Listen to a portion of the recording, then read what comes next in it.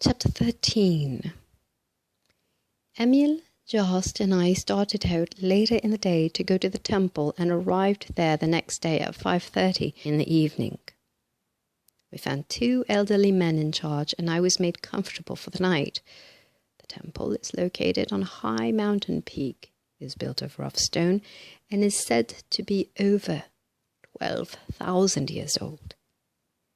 It is in a perfect state of preservation and repair. It is one of the first temples erected by the Siddha teachers and was erected by them as a place where they could go and have perfect silence.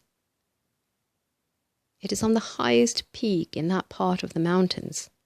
The elevation above sea level is 10,900 feet and it is over 5,000 feet above the valley floor. The last 7 miles, it seemed to me, the trail was straight up. At times it led over poles that were supported by ropes fastened to boulders above, then thrown over the cliffside, and these supported the poles that served as a trail. As we walked over these poles, I realized that we were at least 600 feet in mid-air. At other times, we were obliged to climb pole ladders supported by ropes from above. The last ascent was perpendicular for about 300 feet and was accomplished wholly by pole ladders. When we arrived, I felt as if I were on top of the world. We were up before the sun the next morning, and when I stepped out on the roof of the temple, I forgot all about the ascent of the night before. The temple was so situated at the edge of a bluff that, when you looked out, you could see nothing for 3,000 feet below, and it seemed as if the whole temple was suspended in mid-air. I had considerable difficulty in persuading myself to believe otherwise. In the distance we could see 3 mountains, upon which, I was told, temples similar to this were located, but they were so distant I could not make out the temples with my field glasses.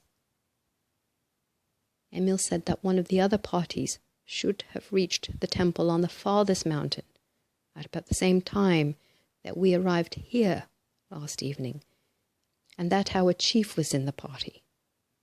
He said that if I wished to communicate with him, I might do so, as they were at the time standing on the roof of the temple, a good deal like we were doing.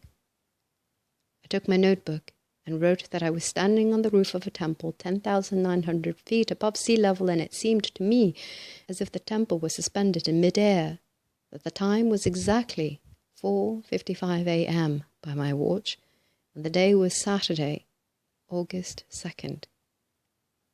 Emil read this message and stood silent a moment. Then the answer came. Time, 5:01 a.m. by my watch. Place, suspended in mid-air, 8,400 feet above sea level. Date, Saturday, August 2nd. View wonderful, but situation most remarkable. Then Emil said, "If you wish, I will take this note and bring the answer when I return. I would like to go and converse with those at the temple, if you do not mind." I gave him the note willingly, and he disappeared.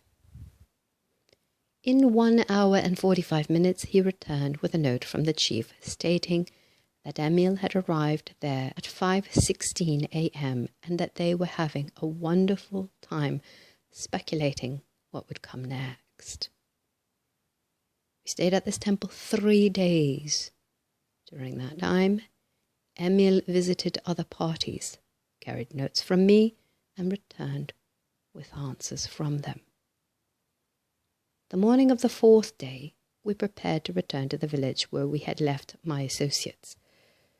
I found that Emil and Jost wished to go to another small village, located in the valley about 30 miles from where our trail left the valley trail.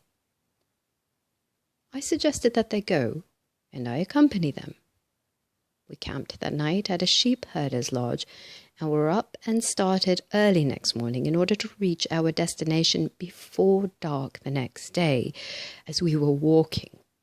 We were not able to use horses on the trip to the temple, and so had left them at the village.